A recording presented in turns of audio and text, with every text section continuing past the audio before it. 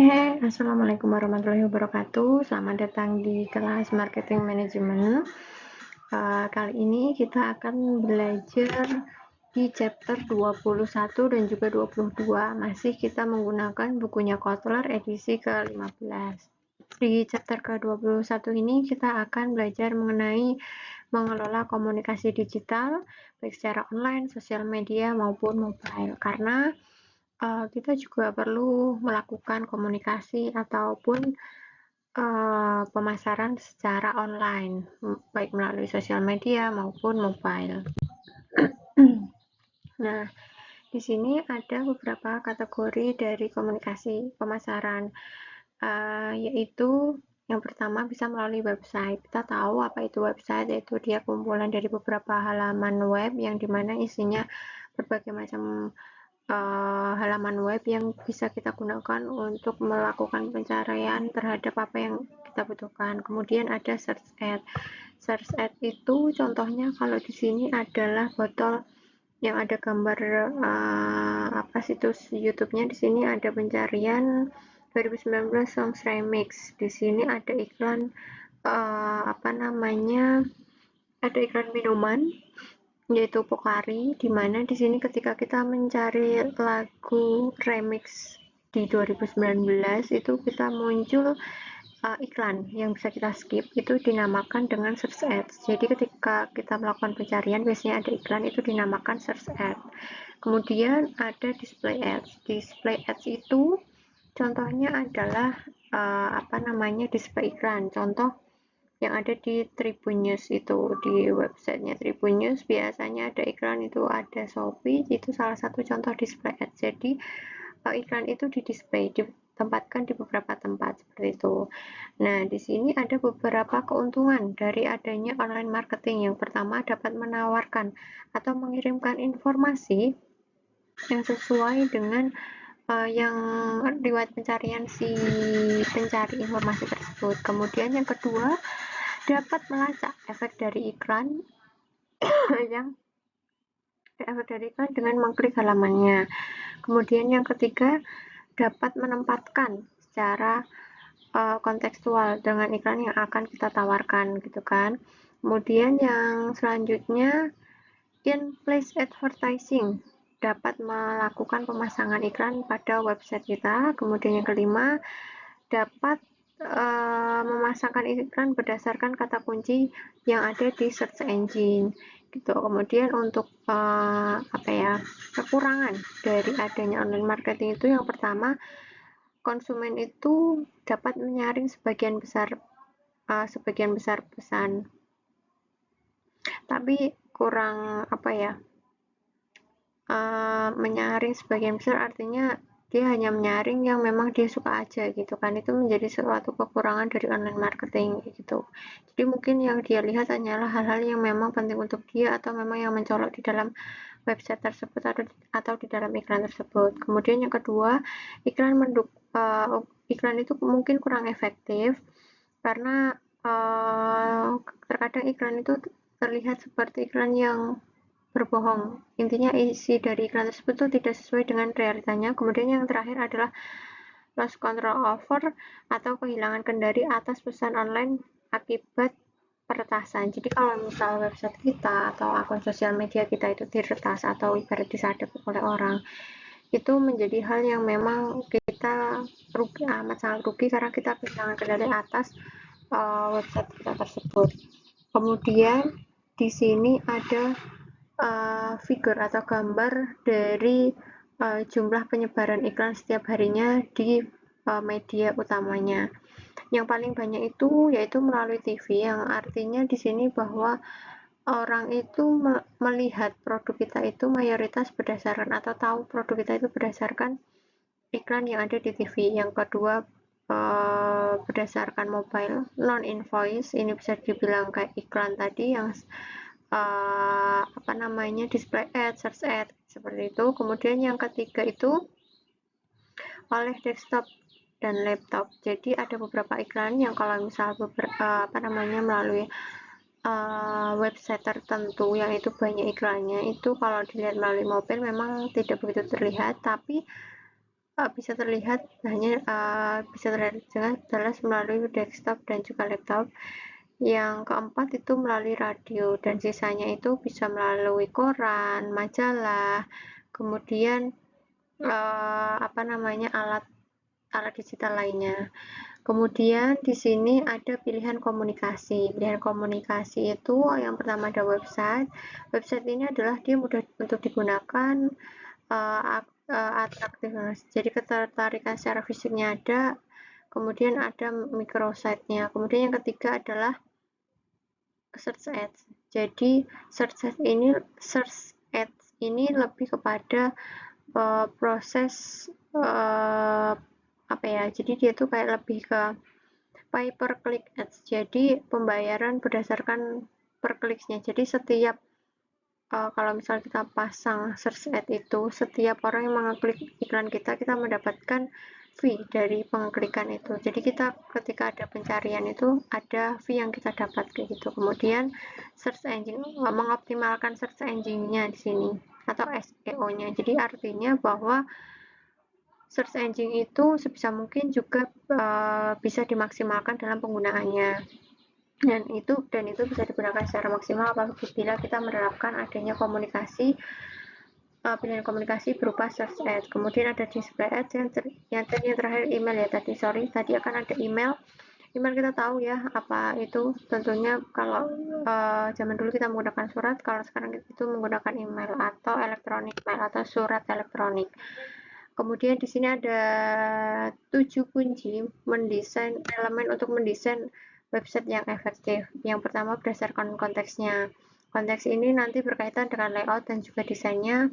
Kemudian untuk kontennya itu berkaitan dengan teks. Teks ini berarti artinya kalimatnya yang kita gunakan, gambarnya, suaranya, videonya, dan konten dari situsnya itu sendiri. Kemudian community, itu bagaimana kita menyediakan situs untuk komunikasi dari user ke usernya itu bagaimana. Kalau misal memang kita menyediakan dari setiap user itu bisa saling terkait, bisa saling melakukan komunikasi, tentunya itu bisa mempermudah kita untuk saling berbagi informasi antara konsumen satu dan konsumen yang lain. Kemudian ada customization. Ini situs yang memiliki kemampuan untuk menyesuaikan diri mereka yang dimana itu disesuaikan dengan kebutuhan user yang menggunakan si website itu tersebut. Jadi websitenya itu kalau misal customization artinya websitenya itu bisa disesuaikan dengan apa yang bisa dipersonalize sesuai dengan kebutuhan si penggunanya. Kemudian ada communication, itu bagaimana kemampuan si situs itu untuk melakukan two-way communication atau komunikasi yang dua arah gitu, bukan hanya satu arah aja. Kemudian connection, ini connection ini bagaimana situs ini bisa menjangkau situs yang lainnya. Kemudian commerce, situs ini memiliki kemampuan untuk bertransaksi secara komersial gitu. Jadi ada 7 kunci tersebut yang harus diperhatikan bagi kita seorang pemasar apabila kita mau menggunakan website, agar website kita itu bisa efektif dan harus kita desain berdasarkan 7 kunci tersebut. Nah, kemudian di sini ada cara memaksimalkan nilai pemasaran melalui email tadi ya, karena email tadi kan ada salah satu alat untuk komunikasi secara online. Yang pertama, melalui email itu kita bisa memberi konsumen itu alasan untuk merespon. Jadi kita itu kan bisa memberikan surat dan kita juga bisa mengharapkan konsumen itu agar dapat merespon atau membalas surat kita. Seperti itu. Kemudian personalize the content of your email. Jadi mempersonalize atau mengcustomization konten kita, konten yang ada di email itu yang tentunya kita sesuaikan dengan calon konsumen kita yang akan kita kirimkan email. Kemudian yang ketiga, menawarkan sesuatu yang itu bukan direct mail gitu kan, yang bukan termasuk dari email langsung. Jadi sesuatu yang bisa dibilang itu sesuatu yang berbeda. Kemudian membuat pilihan yang mudah atau pilihan yang dimana konsumen itu ketika mau melakukan pembelian itu tidak harus mencari informasi secara banyak, kita cukup memberikan pilihan yang itu bisa membuat konsumen itu lebih mudah melakukan keputusan pembelian. Kemudian mengkombinasikan email dan juga sosial media. Kita melihat ya banyak sekali ketika kita melakukan melakukan promosi itu biasanya sosial media dan email ini saling terkait. Kemudian untuk dari segi sosial media ini berarti bagaimana konsumen itu untuk bisa sharing teks maksudnya tulisan, gambar, audio, dan video terkait informasi yang akan mereka sampaikan yang itu bisa bisa saling bertukar informasi kayak gitu. Informasinya berupa apa? Berupa teks, image, atau gambar, kemudian audio dan juga video. Itulah fungsi dari si sosial media itu sendiri. Nah, kemudian di sini sosial media itu sendiri jarang sekali menjadi satu-satunya sumber alat yang digunakan untuk komunikasi pemasaran untuk suatu brand. Artinya bahwa kalau misal mau memasarkan suatu brand, itu biasanya seorang pemasar tidak hanya menggunakan satu sosial media saja. Hanya beberapa konsumen aja yang ingin mengengage atau merasa terhubung dengan sebuah brand yang itu pun biasanya tuh dalam beberapa jangka waktu saja, tidak dalam jangka waktu yang lama kayak gitu.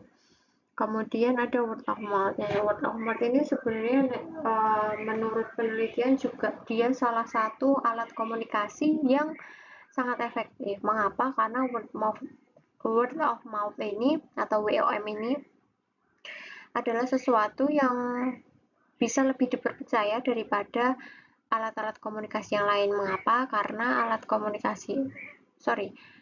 adalah cara komunikasi pemasarnya yang paling efektif karena dianggapnya lebih dipercaya. Misal si A ini setelah menggunakan produk sampo bermerek X gitu kan. Nah, ketika si B akan melakukan pembelian pada produk X ini, biasanya kan dia akan mencari informasi terlebih dahulu.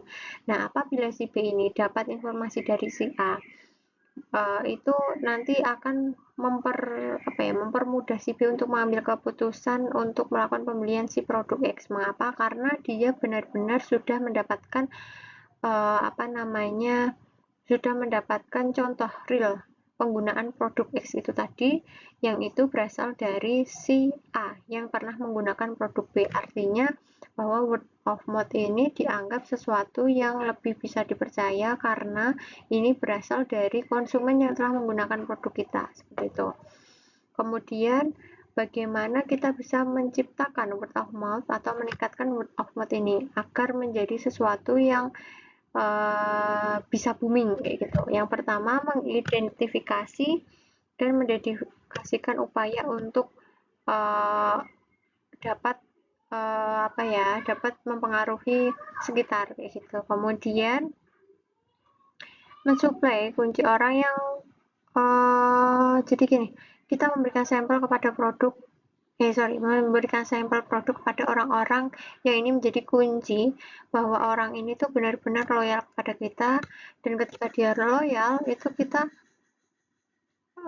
si konsumen ini loyal, kita gunakan dia sebagai alat untuk melakukan word of mouth gitu. Nah, kalau contoh kita bisa menggunakan influencer. Kalau misal artis ya, influencer yang dimana kalau misal dia mau memasarkan produk kita, itu kita berikan fee gitu kan misalkan, atau kita berikan bonus penggunaan produk atau pembelian produknya, kita berikan diskon seperti itu. Kemudian ada work through community influential.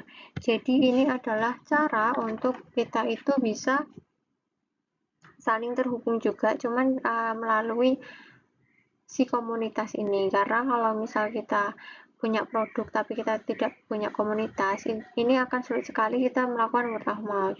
Kemudian kita mengembangkan WOM secara channel referral. Jadi artinya kita juga menggunakan channel rujukan agar si WOM ini bisa terus dikembangkan, bisa terus berlanjut. Misal kita mau membuat si Akprin ini agar lebih dikenal dan dipandang bahwa ini kampus yang bagus baik dari segi teknik maupun bisnisnya. Jadi kita upayakan bagaimana si WOM ini bisa terus berlanjut, tidak hanya berhenti di satu orang tapi berkelanjutan seperti itu. Kemudian menghasilkan compelling info to pass along, jadi bisa berdampak ke jangka panjang. Seperti yang telah saya bilang tadi, kalau bisa itu word of mouth itu misal dari A ke B, jangan hanya berhenti ke B, tapi B bisa berlanjut ke C, ke D, dan seterusnya. Nah, di sini untuk mengukur apakah WOM ini efektif atau enggak, kita bisa melihat melalui 3 hal. Yang pertama, periklanan, PR-nya, public relation-nya, dan juga agen digitalnya. Kemudian yang kedua kita bisa melihat dari segi informasi demografisnya, dan yang terakhir adalah melacak base online-nya. Tracking online base-nya itu bagaimana, itu bisa kita lacak. Kemudian dari segi mobile marketingnya atau pemasaran selulernya, itu kita bisa melalui cara yang pertama adalah terikat secara unik pada satu pengguna. Jadi pemasaran secara mobile ini kan intinya gini, kita bisa menggunakan misal informasi melalui nomor telepon atau bisa juga melalui alamat email yang dimana kita tuh bisa terikat secara unik karena kita langsung terhubung dengan orang yang dengan konsumen langsung, misal si A ya langsung si A gitu, langsung pada tujuannya, langsung pada penggunanya. Yang kedua adalah virtual always on atau selalu aktif gitu kan, secara virtual itu secara selalu aktif. Kemudian memungkinkan untuk dikonsumsi segera atau allows of intermediate consumption, dan yang terakhir adalah sangat interaktif karena ini kan melalui mobile ya, artinya melalui alat yang digunakan secara mobile, biasanya handphone. Kemudian mobile marketing ini ada aplikasi selulernya, program perangkat lunak berukuran kecil yang dapat diunduh ke ponsel pintar. Jadi ada beberapa aplikasi secara mobile yang misal ya, kalau misal kita tahu Matahari Department Store, itu kan dia punya aplikasi yang dia berfungsi sebagai alat alat promosi juga, alat untuk melakukan pemasaran juga, tapi secara online, atau bisa disebut dengan mobile apps atau aplikasi selulernya, karena dia punya aplikasi yang bisa di-download oleh setiap penggunanya agar penggunanya itu bisa melihat segala koleksi yang ada di Matahari Department Store dan mungkin juga bisa melakukan pembelian di sana. Kemudian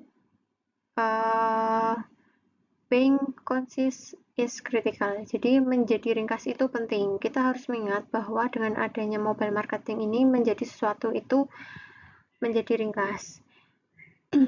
Mengapa menjadi ringkas? Yang pertama adalah salinan seharusnya hanya 50% dari layar. Artinya ketika kita menggunakan iklan yang melalui seluler itu kan secara screen, secara layar itu kita hanya menggunakan 50% saja. Artinya jangan terlalu banyak iklan-iklan yang tidak penting di situ. Jadi gunakan iklan-iklan yang memang langsung pada tujuan marketing kita. Kemudian di sini kita dalam being consist is critical, jadi kita harus membuat segala sesuatunya ringkas agar informasinya langsung gitu kan, langsung ke tujuannya, dimana merek harus membatasi iklan pada iklan yang dipasang. Jadi jangan terlalu banyak iklan tadi ya. Kemudian frase, letakkan logo di sudut bingkai iklan. Jadi letakkan logo itu di sudut bingkai iklan, tujuannya adalah sebagai sebagai bisa dibilang sebagai tanda atau sebagai sesuatu pembeda, dan bisa sebagai subliminal message bagi si pembaca seperti itu. Misal contoh ada logo Honda nih gitu kan, atau tadi ada Matahari Department Store ya, ada logo Matahari Department Store-nya di situ yang itu langsung menimbulkan subliminal message di benak konsumen. Kemudian gunakan hanya satu atau dua warna. Jadi kalau misal kita mau melakukan iklan, mau membuat iklan itu gunakan jangan terlalu banyak warna karena itu tentunya akan membuat si konsumen malas untuk melihatnya. Kemudian yang terakhir, ajakan gini, ada sesuatu hal yang memang harus ada break color. Jadi misal ada kalimat yang itu tujuannya mempersuasif, gunakan warna yang cerah seperti itu. Kemudian across market. Cross market ini maksudnya di seluruh pasar itu usahakan bahwa produk kita bisa dipasarkan atau bisa dikenal ke seluruh pasar gitu. Di pasar Asia yang sudah maju pemasaran seluler dengan cepat dapat menjadi komponen utama yang memberikan konsumen itu sebuah pengalaman baru tentang dunia pemasaran baik di produk yang mereka cari. Nah, kemudian di chapter ke-12 ini kita akan belajar mengenai mengelola komunikasi personal, baik secara langsung dan maupun pemasaran database dan personal selling. Oke, untuk direct marketing sendiri atau pemasaran secara langsung ini didefinisikan sebagai the use of consumer direct atau pengguna saluran konsumen secara langsung yang digunakan untuk menjangkau dan mengirim barang maupun jasa kepada konsumen tanpa menggunakan pemasaran perantara. Dan itu bisa dilakukan melalui beberapa hal. Yang pertama ada direct mail, katalog marketing, telemarketing, dan other direct response marketing. Kalau yang direct mail itu berarti dia mengirim mail atau surat secara langsung pada calon maupun si konsumennya itu sendiri. Kemudian untuk pemasaran katalog itu dia memberikan katalog atau daftar barang yang kita jual atau daftar jasa yang kita berikan yang ada di kita dan itu kita sampaikan kepada konsumen kita.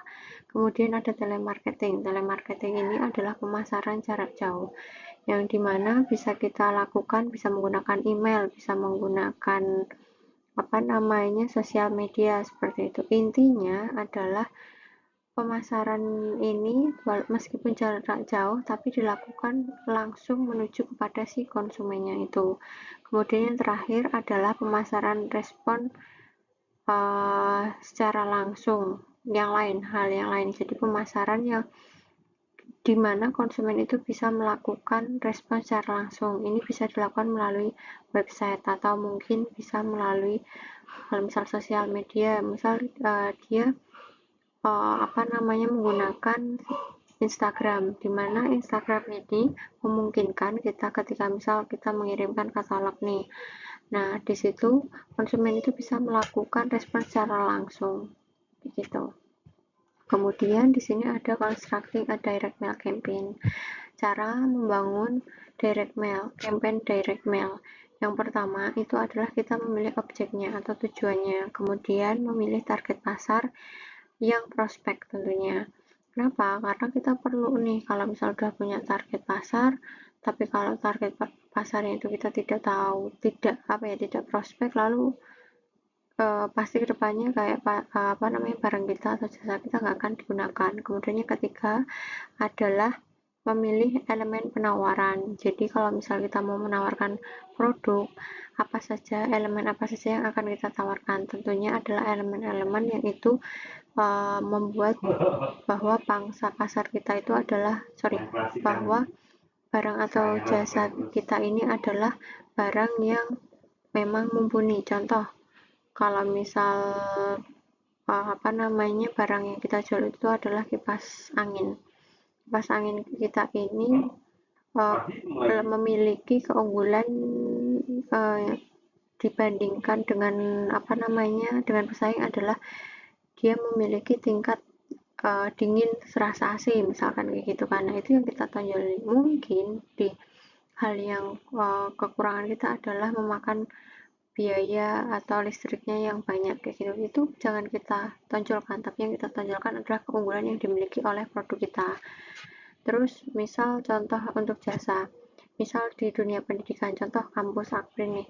Kampus Akprin ini kan pasti ada keunggulan dan juga kelemahannya ya. Nah, ketika kita melakukan promosi, yang kita unggulkan adalah yang kita tawarkan adalah keunggulannya. Misal pernah meraih juara dalam pembuatan robot, kemudian letaknya di tengah kota, kemudian memiliki gedung yang bukan hanya satu aja gitu kan, memiliki fasilitas yang lengkap gitu. Nah, itu kita tonjolkan gitu. Nah, kekurangan yang dimiliki oleh Akprin sebisa mungkin itu jangan sampai kita tawarkan, tetapi kita perbaiki ke depannya seperti itu. Kemudian elemen uji. Jadi elemen yang sudah kita tawarkan itu tadi tentunya kita uji apakah memang benar-benar elemen itu sangat berpengaruh. Kalau memang berpengaruh ya kita lakukan, kita gunakan terus, tapi jika tidak berpengaruh pada tahap penjualan kita ya jangan kita gunakan lagi. Kemudian yang terakhir adalah mengukur kesuksesan, yang itu sifatnya adalah lifetime value atau nilai yang seumur hidup. Artinya pengukuran kesuksesan itu harus kita ukur secara terus-menerus berulang kali, karena yang namanya pemasaran itu kan dari waktu ke waktu juga sifatnya tidak tetap ya, karena mengikuti perkembangan zaman juga. Kemudian di sini ada public and ethical issue atau masalah publik dan juga etika. Ini ada gangguan. Gangguan di sini berbagai macam ya, mungkin bisa jadi waktu yang berbeda. Misal kita mau mengirim surat nih konsumen kita, tapi target konsumennya adalah di luar negeri. Tentunya kan ketika kita mau ngirim surat itu kan pasti ada perbedaan waktu. Kita mengirimnya hari ini sampainya besok, atau kalau misal kita melalui sosial media kita mengirimkan katalog ya gitu kan, secara soft file gitu kan, kita mengirimnya di pagi hari, tapi kalau misal posisinya di luar negeri itu kan biasanya ada perbedaan jam gitu, entah nantinya posisinya dianya ada yang di malam hari atau mungkin dia lebih siang dari kita atau lebih pagi dari kita, itu akan menjadi sebuah gangguan juga. Oke, di sini kita akan belajar mengenai direct marketing atau pemasaran langsung. Pemasaran langsung ini adalah penggunaan saluran langsung konsumen untuk menjangkau dan mengirimkan barang maupun jasa kepada konsumen tanpa menggunakan pemasaran perantara. Kita bisa menggunakan beberapa alat, yaitu yang pertama direct mail atau mengirim surat secara langsung ke konsumen, yang kedua katalog marketing, pemasaran secara katalog, jadi kita memberikan daftar katalog, daftar barang ataupun jasa yang kita miliki kepada konsumen.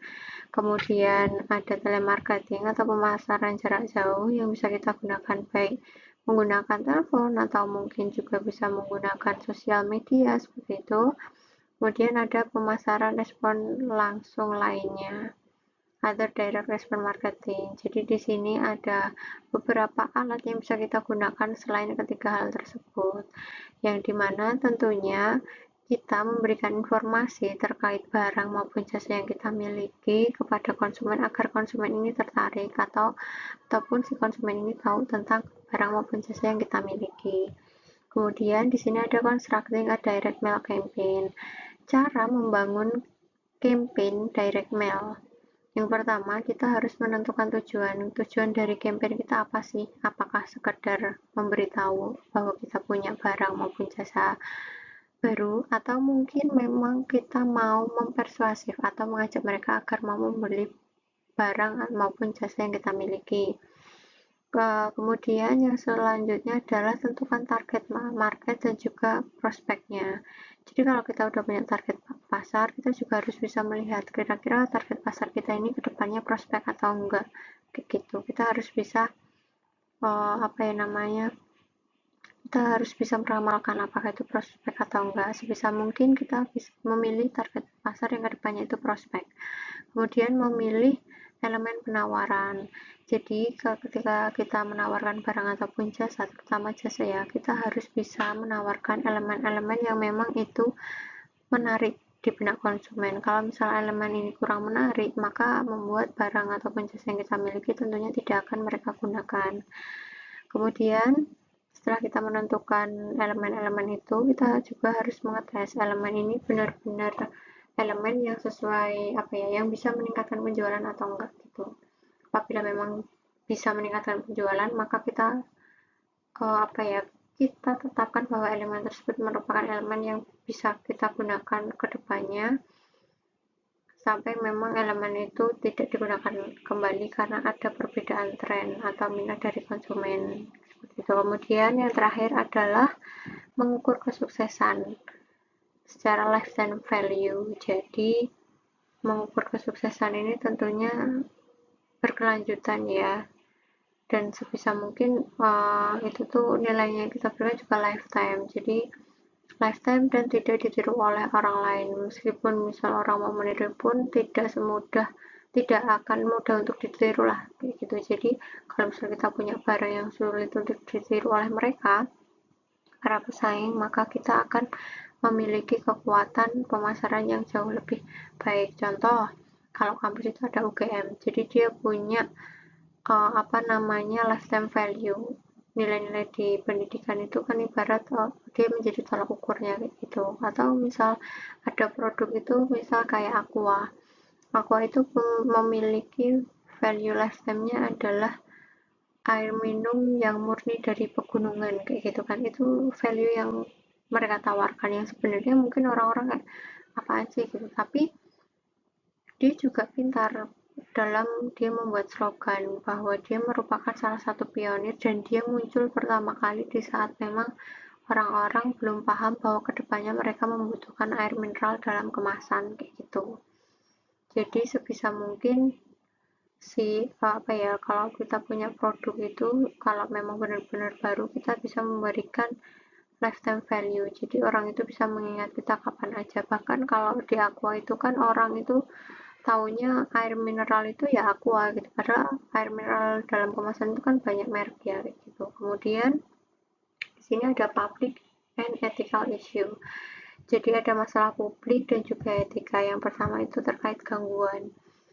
Jadi permasalahannya itu kalau misal menggunakan direct marketing itu terkadang ada gangguan. Kalau misal kita mau mengirimkan surat, terkadang itu kan tidak bisa dalam waktu cepat ya. Kalau misal memang kita mau mengirimkan secara manual, dalam artian memang surat secara manual, misal menggunakan jasa ekspedisi, pasti ada gangguan dalam artian tidak bisa langsung diterima oleh si konsumen secara langsung. Berbeda dengan telemarketing. Kalau misal telemarketing bisa menggunakan telepon, itu kan tidak ada gangguannya adalah kita tidak bisa melihat ekspresinya si konsumen kayak gitu. Kemudian ada deception or fraud, penipuan. Jadi terkadang dengan adanya direct marketing ini, baik melalui surat, melalui katalog, telemarketing, dan bentuk yang lainnya itu, si konsumen itu merasa bahwa ini beneran nggak sih informasinya kayak gitu, ini surat ini beneran dikirim dari kita nggak sih, jangan-jangan ini cuma penipuan aja. Jadi ada isu di benak konsumen. Nah, cara mengatasinya adalah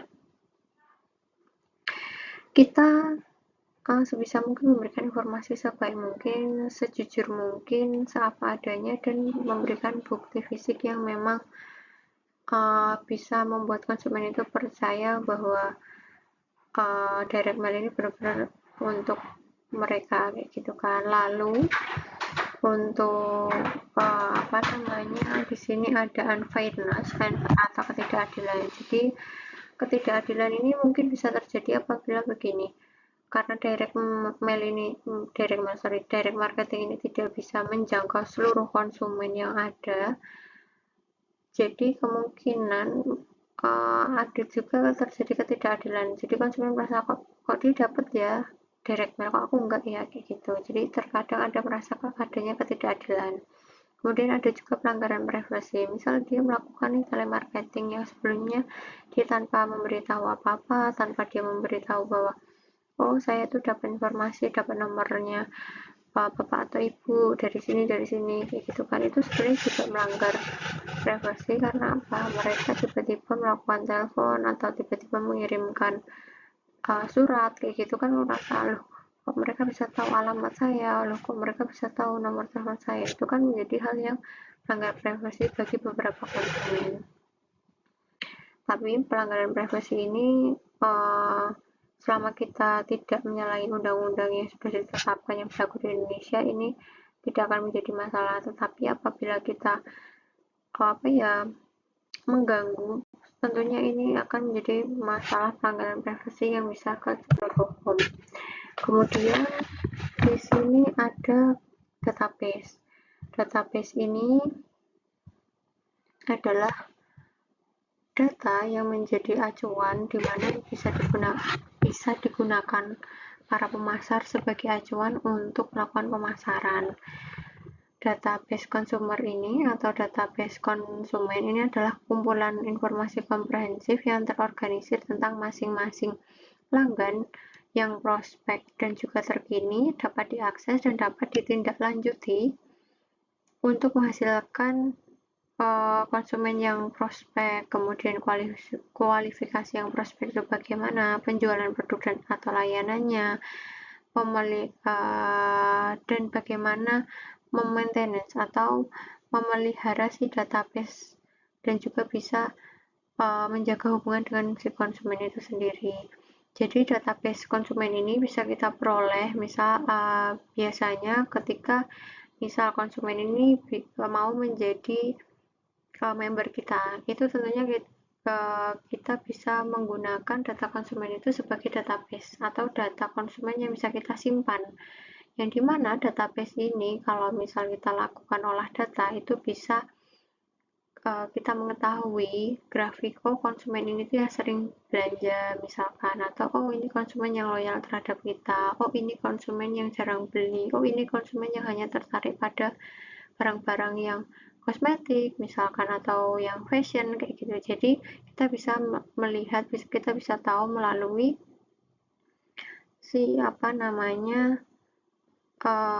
data konsumen itu dari adanya data tersebut. Konsumen database itu bisa kita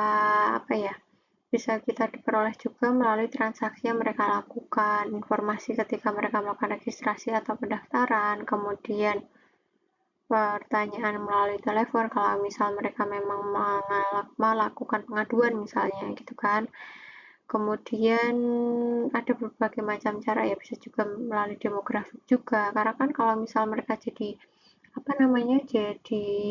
member, biasanya kan mereka memberikan informasi terkait alamat rumah mereka, yang itu bisa menjadi database berupa demografik dan juga dan lain-lain kayak gitu. Di sini ada banyak ya customer database, itu bisa kita peroleh dari mana aja. Kemudian di sini ada database marketing. Ini adalah proses membangun, memelihara dan juga menggunakan data pelanggan dan basis data lainnya baik dari pemasok ataupun pengecer untuk menghubungi, untuk bertransaksi dan juga membangun hubungan dengan konsumen. Karena kan kalau database marketing ini bukan hanya dari konsumen ya, tapi juga dari supplier juga maupun reseller. Karena apa kita perlu membangun itu? Karena gini, barang yang kita hasilkan itu kan terkadang tidak bisa langsung ke tangan konsumen. Kita memerlukan si reseller untuk bisa menyampaikan atau memberikan produk kita ke tangan konsumen. Dan kita juga butuh supplier untuk bisa memasok bahan-bahan yang bisa kita gunakan untuk memproduksi barang yang akan kita tawarkan kayak gitu. Nah, database untuk marketing ini biasa disebut dengan bisnis database. Kalau bisnis database itu bisa kita lihat dari pembelian terakhir, kemudian volume, harga, dan juga profit terakhir itu, profit dari perusahaan kita itu bagaimana, kemudian nama dari tim pembeli kita siapa aja. Jadi dari nama supplier, nama reseller itu bisa kita gunakan sebagai database kayak gitu yang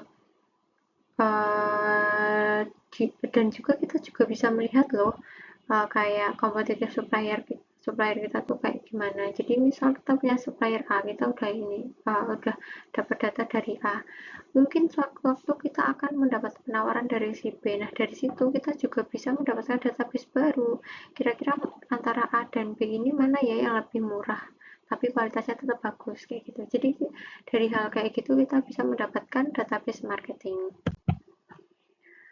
Nah, kemudian di sini ada apa namanya, masih di customer database dan juga database marketing. Di sini ada data warehouse atau gudang data. Kalau warehouse ini adalah dia menangkap, menanyakan, dan menganalisis data untuk menarik kesimpulan tentang kebutuhan dan tanggapan dari masing-masing pelanggan. Jadi di sini data warehouse itu dia itu mengumpulkan, kemudian menanyakan lebih kepada ke konsumen. Jadi kita bisa tahu kira-kira konsumen itu trennya sekarang sedang apa, yang dibutuhkan konsumen, yang diinginkan konsumen itu seperti apa, responnya konsumen setelah menggunakan produk kita itu bagaimana, itu bisa kita lihat melalui data warehouse atau gudang data.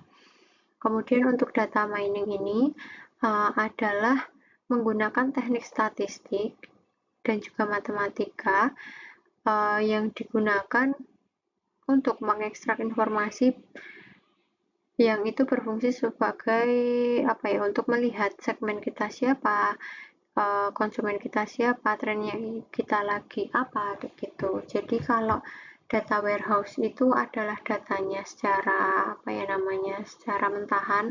Kalau data mining ini adalah lebih ke tekniknya gitu, proses olah datanya, hasilnya itu nanti kita bisa melihat data terkait dengan individu-individu yang terlibat di dalam organisasi, baik dari segi dari segi suppliernya, resellernya, maupun si konsumennya juga kayak gitu. Nah, masih terkait database ya. Di sini ada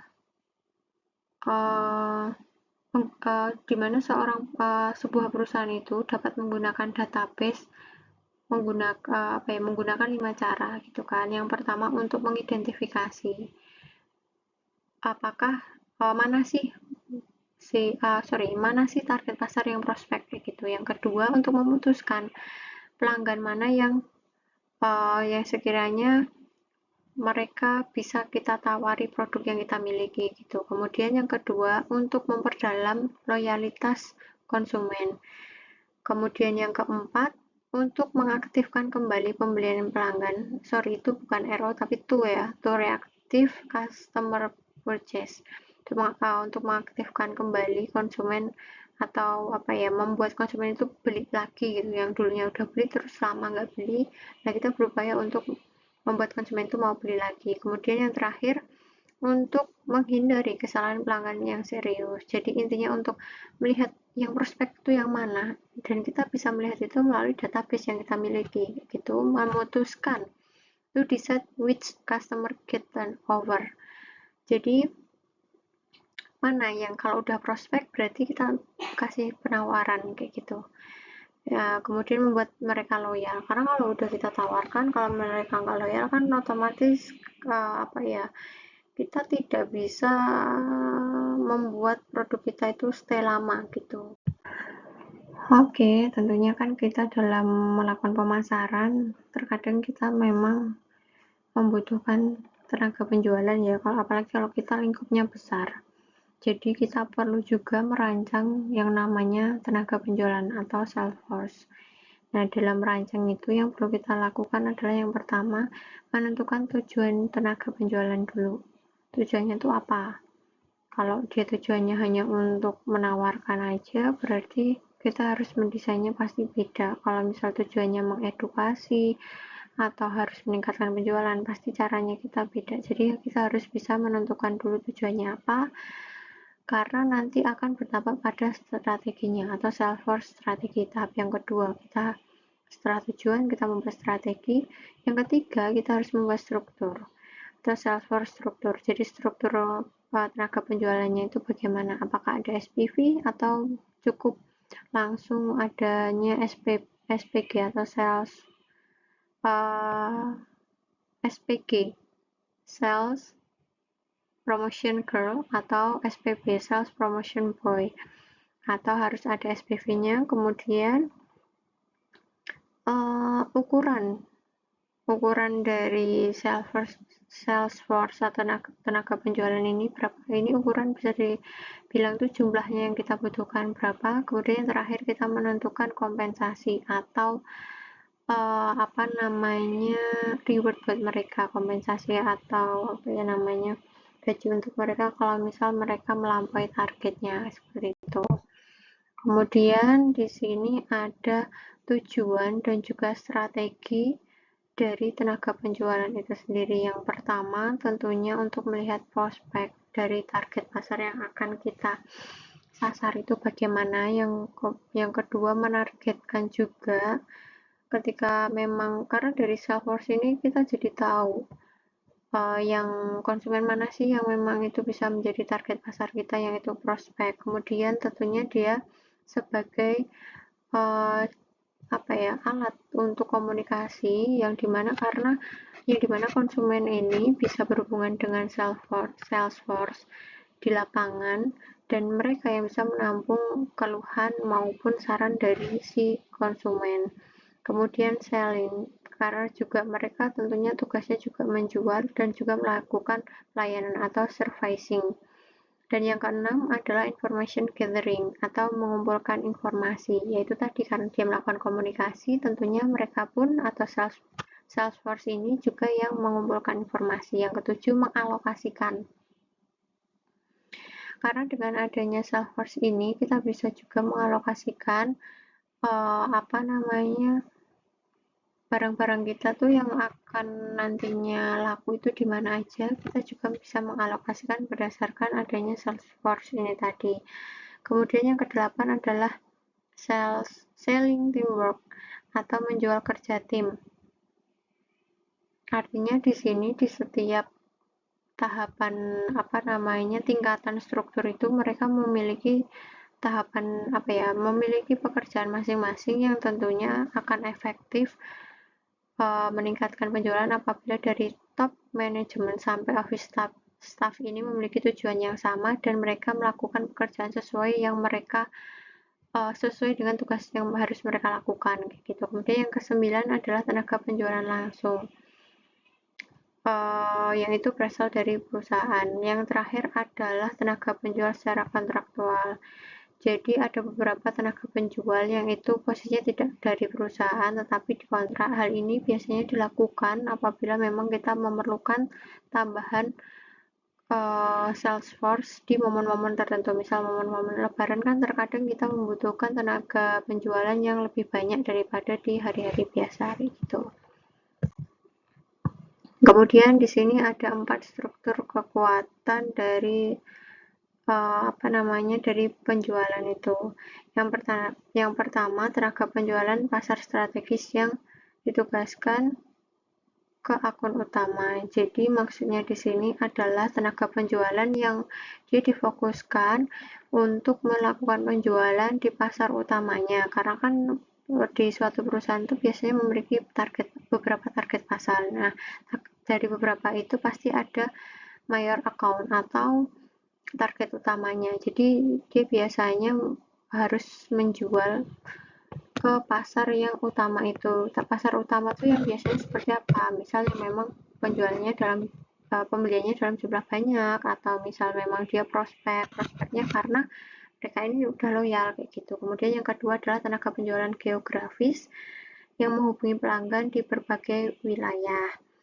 Jadi dia melakukan panggilan, artinya bisa jadi dia melakukan telepon ke pelanggan yang itu posisinya tuh berbeda jauh ya, wilayahnya itu berbeda dengan tokonya. Misal kita itu kan tokonya di Indonesia, tapi penjualan kita itu banyaknya misal di luar negeri. Jadi yang bisa kita lakukan adalah dia harus menghubungi pelanggan kita yang pernah melakukan pembelian ke kita kayak gitu.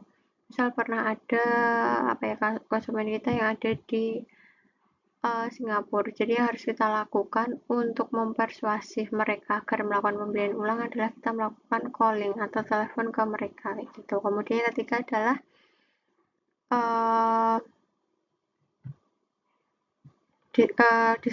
tenaga penjualan distributor yang memanggil distributor lain untuk melakukan coaching gitu. Jadi kita membutuhkan seorang distributor dari luar untuk bisa melakukan pelatihan kepada distributor kita yang itu masih di dalam struktur organisasi kita, agar distributor kita itu bisa melakukan pekerjaan yang lebih baik kayak gitu. Kemudian yang terakhir adalah tenaga penjualan dalam memasarkan dan menerima pesanan secara online dan juga melalui telepon. Ini sudah jelas ya, intinya tenaga penjualan yang dia melakukan penjualan secara online. Nah, di sini ada ukuran tenaga penjualan. Ukuran tenaga penjualan itu dibedakan menjadi 5. Yang pertama, kelompok pelanggan ke kelas ukuran menurut volume penjualan tahunan. Jadi kelompok konsumennya itu berdasarkan jumlah penjualan tahunan.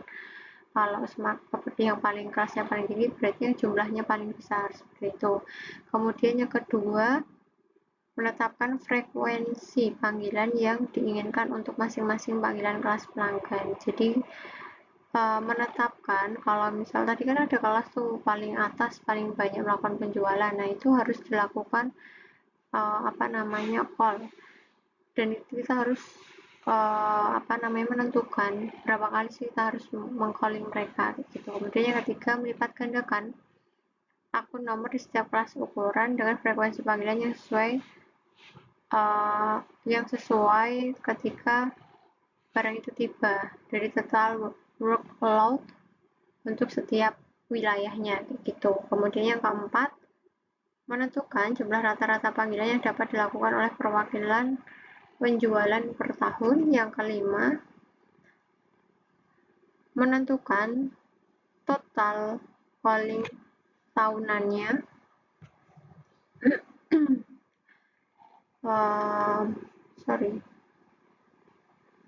Yang disyaratkan dengan cara rata-rata panggilan setiap tahunnya, yang itu secara yang itu biasanya dilakukan oleh sales representatifnya gitu. Jadi intinya adalah ukuran tenaga penjualan ini biasanya kita tentukan berdasarkan kelasnya itu tadi. Yang pertama tadi ya, grup customer-nya itu kelasnya diukur berdasarkan jumlah penjualannya. Kalau jumlah penjualannya itu banyak, itu kita jadikan prioritas kayak gitu.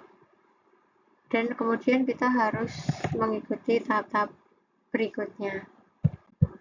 Kemudian di sini ada kompensasi tenaga penjual. Kompensasi tenaga penjual ini ada 4 komponen yang harus kita perhatikan. Yang pertama ada fixed amount atau jumlah tetapnya, ada jumlah variabelnya, ada tunjangan biayanya, dan juga ada manfaatnya atau benefitnya. Dan kemudian di sini ada salary atau gaji langsungnya, komisi langsung, kombinasi keduanya. Jadi kita tuh mau menentukan kompensasinya tuh berdasarkan apa? Berdasarkan gajinya, komisi langsungnya, atau kombinasi keduanya itu harus kita harus kita tentukan dulu gitu. Kemudian di sini ada cara mengelola tenaga penjualan atau managing sales force. Yang pertama itu kita melakukan perekrutan. Setelah melakukan perekrutan, yang kita lakukan selanjutnya adalah selektif. Karena kan sudah rekrut, kita selecting, memilih. Setelah terpilih, kita lakukan training atau pelatihan. Setelah pelatihan, kita lakukan supervising. Kemudian kita lakukan motivasi. Kenapa motivasi ini penting? Karena begini, kalau misal sales itu sudah oke lah, aku sudah sesuai target kok kayak gitu, ya udah, mereka yang penting target selesai. Tapi ketika kita bisa berhasil melakukan motivasi, tentunya mereka bukan hanya fokus mencapai target aja, tapi bagaimana mereka bisa mendapatkan kompensasi yang sebanyak mungkin, yang itu tentunya berdampak juga bagi kita. Yang terakhir adalah melakukan evaluasi. Kenapa? Karena terkadang ada beberapa sales yang memang mereka bekerja tidak sesuai dengan SOP mungkin, atau tidak sesuai target. Itu harus kita lakukan evaluasi, dan sekalipun memang mereka sudah melakukan pekerjaan dengan baik, kita juga harus melakukan evaluasi agar kita memiliki peningkatan dalam penjualan. Kemudian di sini ada produktivitas dari tenaga penjualan itu sendiri. Untuk menilainya, kita bisa menggunakan 3 hal. Yang pertama itu norms for prospect call, norma untuk panggilan calon pelanggan. Jadi perusahaan seringkali menentukan beberapa banyak waktu yang harus dihabiskan untuk si sales ini untuk mencari calon pelanggan baru. Jadi di sini si salesnya ini dia itu harus mencari pelanggan baru, ya gunanya untuk memperlebar si pangsa pasarnya ini, dan ini membutuhkan waktu yang sangat banyak ya. Dan apabila memang dia memenuhi target, misalnya dalam waktu sebulan dia harus mendapatkan new accounts atau konsumen baru 10 orang gitu. Ketika memang targetnya itu tercapai, artinya dia produktivitasnya bagus. Kemudian using sales time efficiently, menggunakan waktu penjualan secara efisien. Jadi analisis waktu dan tugas serta pengelompokan aktivitas dari jam ke jam. Jadi di sini menggunakan jadi melihat nih, kalau misal mereka penjualannya itu dari pagi sampai sore, itu mereka tuh ketika pagi penjualannya berapa, siang berapa, sore berapa. Nah, itu pasti ada terdapat perbedaan. Kalau misal di ini nih warung makan, kalau siang tuh kok penjualannya banyak, kenapa ya? Oh, karena itu di jamnya konsumen itu banyak makan, sedang mencari makan atau sedang lapar. Jadi intinya kita harus bisa menggunakan memanfaatkan momen itu agar si salesnya ini bekerja sebaik mungkin di saat jam-jam crowded, yaitu jam-jam makan siang gitu. Jadi itu harus menggunakan waktu seefisien mungkin. Tetapi ketika sore hari mungkin kok penjualannya berkurang, atau mungkin pagi hari itu tidak begitu banyak karena mungkin mereka memang konsumennya itu pada sarapan di rumah kayak gitu kan. Jadi kita kita gunakan tenaga penjualan kita tuh di jam-jam yang efektif, yang efisien, yang sekiranya memang konsumen itu banyak gitu. Kemudian yang terakhir adalah kita gunakan teknologi penjualan. Jadi tenaga penjual saat ini sudah benar-benar beralih ke elektronik. Artinya dengan perkembangan teknologi ini, sales itu juga harus bisa mengikuti perkembangan zaman. Artinya mereka bisa menggunakan alat-alat elektronik dan juga menggunakan teknologi yaitu sosial media untuk melakukan penjualan. Nah, di sini ada cara untuk memotivasi si sales atau tenaga penjualan ini. Yang pertama adalah imbalan intrinsik versus ekstrinsik. Kalau intrinsik itu kan biasanya kita secara kalau intrinsik itu bisa berupa dari dalam, yang itu bisa berupa kayak uang atau jabatannya naik seperti itu. Kalau ekstrinsik itu bisa berupa misal dalam bentuk kalau mencapai sekian ada rewardnya, dia dapat handphone atau apa seperti itu. Kemudian yang kedua itu dengan kuota penjualan. Jadi kita membuat nih, kalau dia bisa sales kuota ini, artinya gini, misal kalau dia bisa menjualkan dalam jumlah 100 biji gitu kan, dia nanti dapat reward A. Kalau misal nanti 200 dapat reward B kayak gitu. Jadi kita menentukan kuota penjualannya terlebih dahulu. Kemudian di sini ada cara mengevaluasi sales representatifnya. Yang pertama adalah sumber informasi, yang kedua evaluasi secara formal. Kalau informasi ini bisa kita peroleh gini, kalau misalkan sales itu kan yang terjun langsung ya, biasanya dia ada SPV, di atas SPV ada manager, jadi itu bisa kita gunakan sebagai sumber informasi, artinya mereka kan akan diawasi oleh atasannya, ketika atasan itu mengawasi tentunya mereka setelah mengawasi akan membuat laporan. Nah, laporan itu adalah menjadi sumber informasi yang tentunya real gitu. Kemudian ada evaluasi secara formal. Evaluasi secara formal itu bisa kita lakukan melalui jumlah penjualan yang mereka lakukan. Kemudian di sini ada prinsip dari penjualan pribadi atau personal selling. Yang pertama, jenis spin method types of question. Jadi jenis pertanyaan menggunakan spin metode. Apa itu spin? Spin itu terdiri dari situation, problem, implication, need, payoff. Artinya di sini tuh metode pertanyaannya itu kita melihat dulu dari segi situasi. Setelah itu kita lihat dari segi masalahnya. Masalah dari personal selling itu apa, kemudian implikasinya apa terhadap penjualan itu, kemudian yang terakhir adalah imbalannya apa. Kalau misal personal sellingnya dia tinggi, dia butuh imbalannya seperti apa. Oke, di sini ada 6 tahap dalam penjualan yang efektif. Yang pertama itu kan kita harus menentukan konsumen yang prospek itu yang bagaimana, dan kita melakukan kualifikasinya. Kualifikasi untuk konsumen yang prospek itu tadi. Ini kualifikasi, mungkin kualifikasi yang atas, kelas atas, kelas menengah, kelas bawah kayak gitu. Kemudian kita lakukan pre-approach atau pendekatan. Jadi setelah kita prospek udah kita kualifikasikan, kemudian kita lakukan pendekatan dengan konsumen. Setelah kita berhasil mendekati konsumen, hal yang kita lakukan adalah melakukan presentasi dan juga demonstrasi. Nah, di sini kita melakukan presentasi dan juga pengenalan terhadap produk yang kita tawarkan, gitu. Kemudian di sini overcoming objection.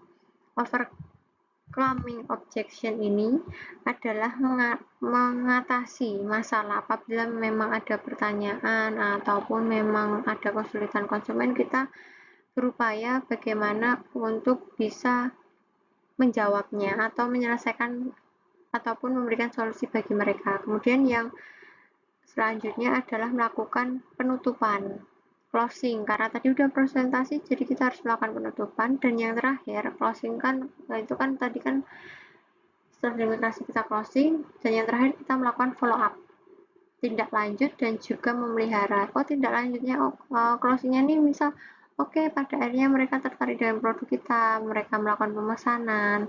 Nah, ketika sudah melakukan pemesanan, kita tindak lanjuti pemesanannya itu mau dikirim kapan misalkan, atau misal mau dilakukan pembayaran secara cash atau mungkin secara kredit, itu harus kita lakukan follow up dan juga maintenance. Nah, sekian untuk materi kali ini.